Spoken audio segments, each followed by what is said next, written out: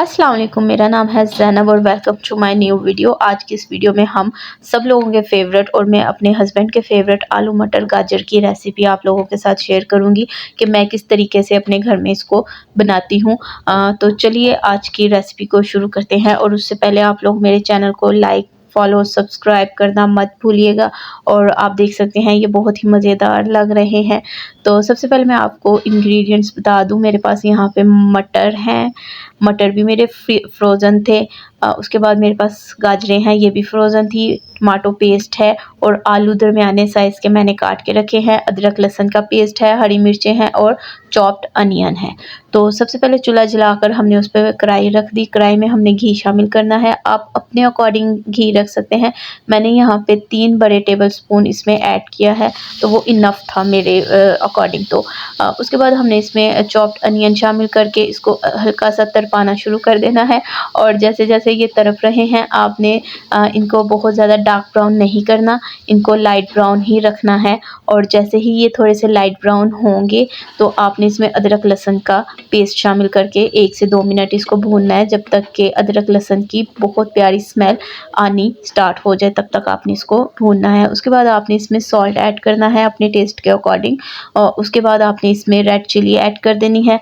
मैंने 2 pinches only use की है क्योंकि हरी मिर्चों का टेस्ट भी इसमें आता है। हल्दी, सूखा धनिया और उसके बाद मैंने इसको भूनना स्टार्ट कर दिया है। अभी मैंने इस स्टेज में इसमें टमाटर ऐड नहीं किए, अब मैं इसमें टमाटर ऐड करूँगी। टमाटर ऐड करने के बाद हमने इसको 1 या 2 मिनट भूनना है। इतना भूनना है कि इसका जो ऑयल है वो सरफेस पे आ जाए। जैसे आप देख सकते हैं कि इसका जो ऑयल है वो सेपरेट हो चुका है, तो ये भून चुके हैं। अब इसके अंदर हमने आलू शामिल करने हैं। आलूओं की भुनाई हमने अच्छे से करनी है क्योंकि ये टाइम लेते हैं थोड़ा सा सॉफ्ट होने के लिए। आलू को भूनते वक्त हमने इसमें साथ ही इस मटर ऐड करने हैं क्योंकि मटर भी उतना ही ज़्यादा टाइम लेते हैं जितना कि आलूओं को लग जाता है।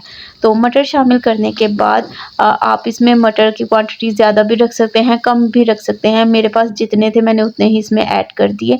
उसके बाद मैंने इसमें थोड़ा सा पानी शामिल करना है 2 मिनट भूनने के बाद। उसके साथ इसमें 2 पिंचेस के करीब ही मैंने चिकन स्टॉक ऐड करना है। अब इसमें कुछ मसाले हमने बाद में डालने हैं, तो वीडियो को स्किप मत कीजिएगा, मुकम्मल देखिएगा।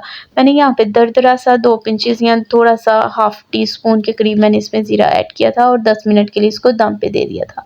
फिर हमने स्पून के साथ इसको चेक कर लेना। मेरे पास जो चीज़ अवेलेबल थी मैं उसी को इस्तेमाल में ले लेती हूँ, तो मैंने नाइफ़ के साथ इसको टेस्ट कर लिया।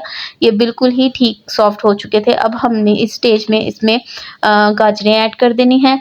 80% के करीब तक मेरे जो आलू थे वो हो चुके थे। उसके बाद मैंने इसमें क्रश्ड चिली और दरदरा सा कूटा हुआ भुना हुआ ज़ीरा मैंने इसमें शामिल किया खुशबू के लिए और टेस्ट के लिए। उसके बाद मैंने इसमें हरी मिर्ची शामिल की और फ्लेम को बिल्कुल ही लो पर, दम वाले फ्लेम पे मैंने यहाँ पे इसको रख देना है। अल्हम्दुलिल्लाह, माशाल्लाह, अल्लाह की शान, उसकी रहमतें, उसकी बरकतें, इतना प्यारा सालन पक के तैयार हुआ है। अब हमने इसकी गार्निशिंग करनी है। इस पे हरा धनिया और गरम मसाला हमने डालना है और हमारे मज़ेदार से आलू मटर गाजर की रेसिपी पक के तैयार हो चुकी है। आप लोगों को ये रेसिपी कैसी लगी प्लीज़ कमेंट में बताइएगा। Bye bye.